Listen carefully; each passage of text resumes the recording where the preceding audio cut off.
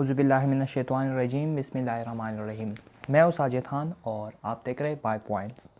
Students, previous lecture के अंदर हमने पढ़ा था कि जो ऑर्गेनिज्म को मुख्तलिफ सिस्टम के अंदर आपस में जो है मुख्तलिफ कैटेगरीज के अंदर हमने इसको डिवाइड किया है। इसी तरह जो हमने मुख्तलिफ किस्म के क्लासिफिकेशन सिस्टम पढ़े थे, जिसमें थे अरस्तू का जो क्लासिफिकेशन सिस्टम था। इसी तरह आगे से जो फिज़िकल करेक्टरिस्टिक की बुनियाद पर इसको मुख्तलिफ कैटेगरीज के अंदर डिवाइड किया है। और सबसे आखिर में हमने पढ़ा था pipe system, kingdom system of classification के बारे में हमने पढ़ा था। तो इसके अंदर ऑर्गेनिजम्स को 5 मेजर ग्रुप्स के अंदर डिवाइड किया गया था, जो आपने पढ़ा प्रीवियस लेक्चर के अंदर। तो इसको प्रोकैरियोट्स और प्रोटिस्ट, फंजाई, प्लांट्स और एनिमल्स के अंदर डिवाइड किया था। 5 कैटेगरीज के अंदर इसको डिवाइड किया गया था।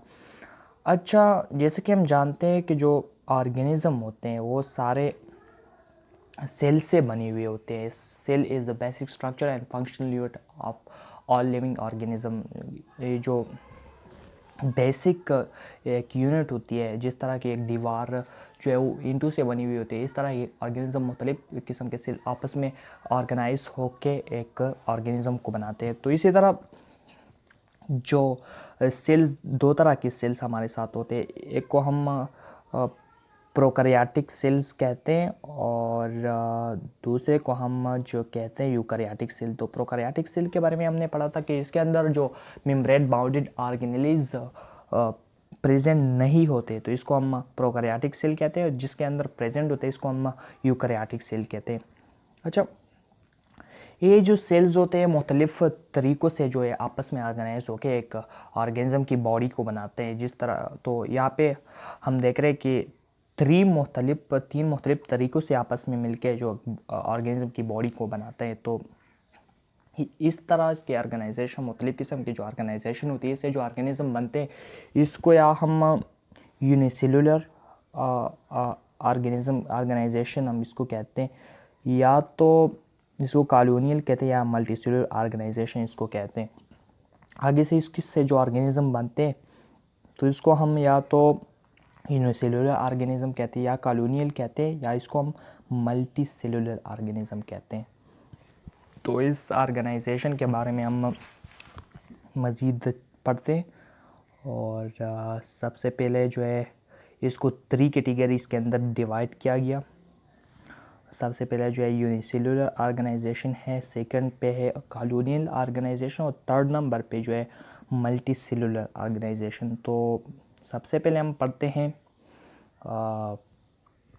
यूनिसेलुलर ऑर्गेनाइजेशन के बारे में। तो यूनिसेलुलर का मतलब क्या होता है? यूनि का मतलब है वन एंड सेलुलर का मतलब, यानी ये ऑर्गेनिज्म जो है वो एक सेल से बनी हुई होती है। एक सेल्स जो है सारे लाइफ के जितने भी प्रोसेसेस हो रही होती है तो ये परफॉर्म करते हैं।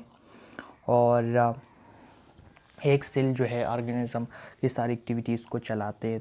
तो इसके एग्जांपल्स की अगर हम बात करें तो इसके ज़मरे में आते अमीबा है, पेरमीशियम है और यूग्लिना। इसके डायग्राम भी आप देख रहे हैं यहाँ पे।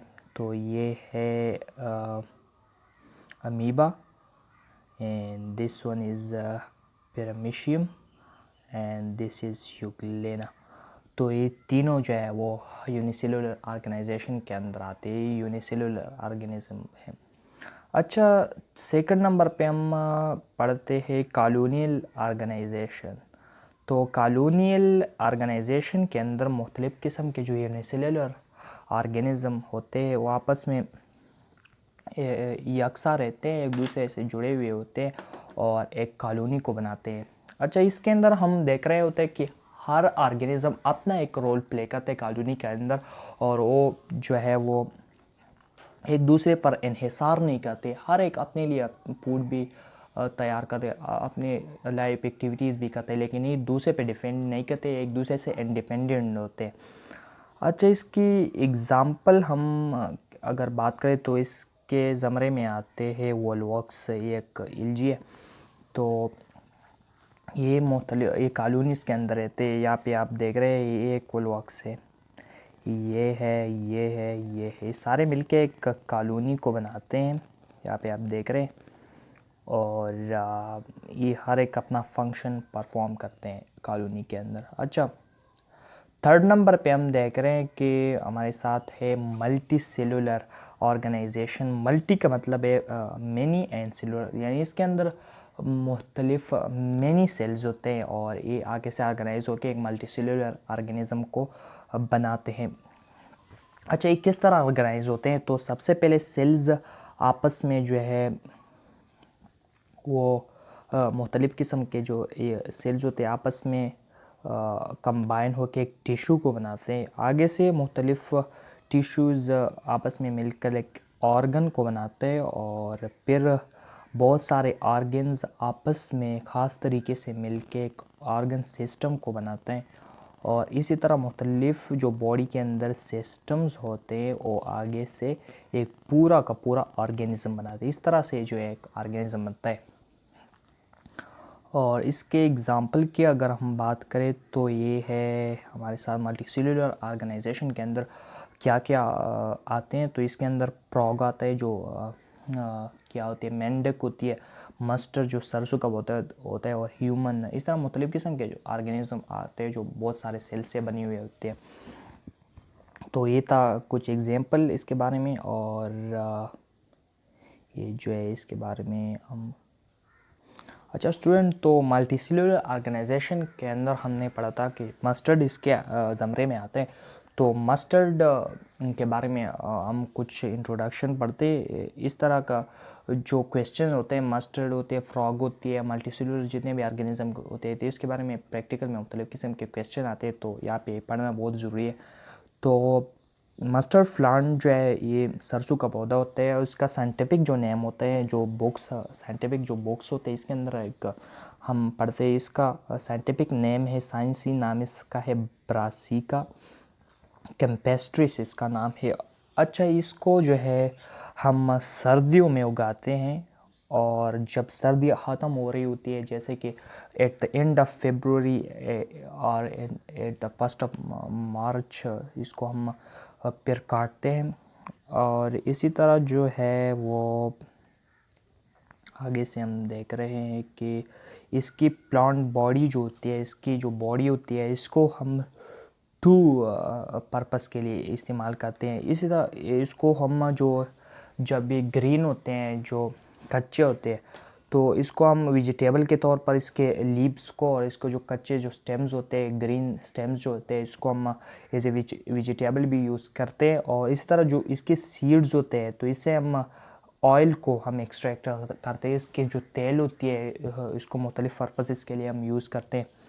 अच्छा, इसकी जो बॉडी है इसको टू कैटेगरीज़ के में डिवाइड किया गया है on the basis of their function. जो फंक्शन ही परफॉर्म कर रहे थे इसके लिहाज से इसको टू कैटेगरीज़ के अंदर इसको हम डिवाइड करते हैं। तो पहले कैटेगरी के अंदर हम इसका जो ये है, इसका एक क्या होता है, वेजिटेटिव पार्ट होता है और दूसरा जो है इसका होता है रिप्रोडक्टिव पार्ट। तो वेजिटेटिव पार्ट क्या होता है और रिप्रोडक्टिव पार्ट क्या होता है? वेजिटेटिव पार्ट क्या होता है, जो हमें एज ए वेजिटेबल के तौर पर हम यूज़ करते हैं, या ये जो प्लांट के लिए जो है वो खुराक तैयार करते हैं, इस पार्ट्स को हम वेजिटेटिव पार्ट्स कहते हैं। लाइक इसके अंदर क्या आते हैं, जो रूट्स होते हैं, जो स्टेम होते हैं, यंग स्टेम जो होते हैं, जो ग्रीन स्टेम होते हैं, ब्रांचेस, इससे मुख्तलिफ़ किस्म के जो ब्रांचेस निकल रहे होते हैं। तो और इसी तरह इसके जो लीव्स होते हैं, तो और आगे से जो है ये सेक्सुअल रिप्रोडक्शन जो वो रिप्रोडक्शन में जो है हिस्सा नहीं लेता। इसका काम सिर्फ जो है वो फूड प्रोवाइड करना होता है और ये वेजिटेटिव पार्ट्स कहलाते हैं। इसी तरह जो इसके रिप्रोडक्टिव पार्ट है जो रिप्रोडक्शन में हिस्सा लेते हैं, तो ये होता है फ्लावर, जो इसके फूल होते हैं, तो ये रिप्रोडक्शन में हिस्सा लेते हैं। इसी तरह जो इसका रिप्रोडक्टिव पार्ट इसलिए कहते हैं क्योंकि ये रिप्रोडक्शन में हिस्सा लेते हैं। आगे से जो है ये सीड प्रोड्यूस करते हैं और इससे हम जो है वो तेल निकाल लेते हैं और मुख्तलिफ़ पर्पज़ के लिए हम इसको यूज़ करते हैं। सो आगे से आप ये मस्टर्ड की डायग्राम देख रहे हैं। तो इस डायग्राम के अंदर ये वाला जो हिस्सा है इसको हम फ्लावर बोलते हैं, और ये जो एक फली होती है इसको हम फ्रूट का नाम देते हैं। वैसे तो ये फ्रूट नहीं है, लेकिन फिर भी जो बायोलॉजी जो बॉटनी के कैटेगरी में हम इसको फ्रूट कहते हैं। फ्रूट तो आम अल्फाज में हम इन्हीं चीज़ों को कहते हैं जो फल होते हैं जिसको हम खाते हैं, तो इसको हम फ्रूट कहते हैं। लेकिन यहाँ पे ये भी एक फ्रूट है। और इसी तरह जो स्टेम होता है, जो तना होता है, जो इसका ये स्टेम है, और आगे से इसकी लीफ है, इसके लीफ है। इस तरह मुख्तलिफ जो बर्ड्स होते हैं, छोटे छोटे बर्ड्स, इससे जो जहाँ से ये ब्रांच निकलती है तो इसके बीच एक बर्ड होती है, ये बर्ड है। और सारे इसका जो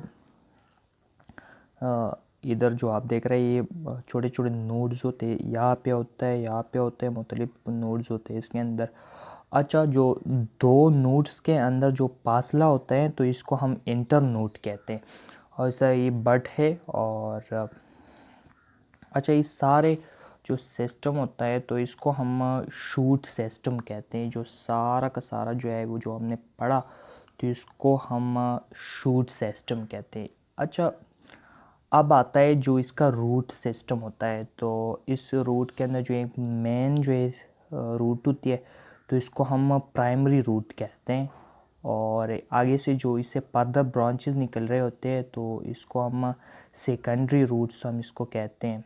अच्छा, तो ये था इसका डायग्राम। नेक्स्ट जो मल्टीसेलुलर ऑर्गेनाइजेशन के अंदर आता है वो है फ्रॉग। फ्रॉग जो है वो इसका साइंटिफिक नेम जो है ये है इसका साइंटिफिक नेम है रानेटेग्रिना। और ये कौन से ऑर्गेनाइजेशन के अंदर, अगर आपसे ऑब्जेक्टिव में पूछा जाए तो आप भी जवाब दे सकते हैं कि ये मल्टी सेलुलर ऑर्गेनाइजेशन के अंदर ये आते हैं। अच्छा, इसकी जो बॉडी होती है वो ऑर्गन सिस्टम से बनी हुई होती है, और इसके जो मुख्तलिफ़ किस्म के ऑर्गन्स जो है वो इसके सिस्टम होते हैं, एक दूसरे से जो रिलेटेड ऑर्गन्स होते हैं इससे बनी हुई होती है। इस तरह जो इसकी ऑर्गन्स होती है वो एक स्पेसिफिक टिश्यूज़ से बनी हुई होती है, जैसे कि एपिथेलियल टिश्यूज़ है, और ग्लैंडुलर टिश्यूज जिसके अंदर ग्लैंड्स होते हैं, और मस्कुलर टिश्यूज़ होते हैं वगैरह, नर्वस टिश्यूज़ होते हैं। सारे टिश्यूज़ आपस में मिलके इसके ऑर्गन्स बनाते थे। इसी तरह इसके जो हार्ट होती है वो इसके अंदर 3 चैम्बर्स होते हैं। फ़र्ज़ करें ये इसका एक हार्ट हो गया। वैसे तो ये स्ट्रक्चर नहीं होती, ये एक स्कीमेटिक डायग्राम में ड्रा कर रहा हूँ।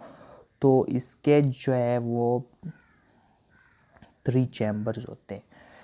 अच्छा, इसके जो फर्टिलाइजेशन होती है जो वो एक्सटर्नल फर्टिलाइजेशन होती है। इसके अंदर पानी के अंदर ये अंडे देते हैं, आगे से जो है वो मेल आता है और वो अपने स्पर्म को रिलीज़ करता है, और आगे से जो है इसके एग में जो स्पर्म पहुंचता है तो इसको आगे से इसको फर्टिलाइज़ करते हैं। तो इस तरह के फर्टिलाइजेशन को हम एक्सटर्नल फर्टिलाइजेशन कहते हैं। तो इसके अंदर ये फर्टिलाइजेशन होती है। और तो इसी तरह जो यहाँ पे इसकी रिप्रोडक्शन की डायग्राम भी आप देख रहे हैं कि जो सबसे पहले जो है वो मुख्तलिफ़ किस्म के डिफरेंट बहुत सारे एग्स बना देते।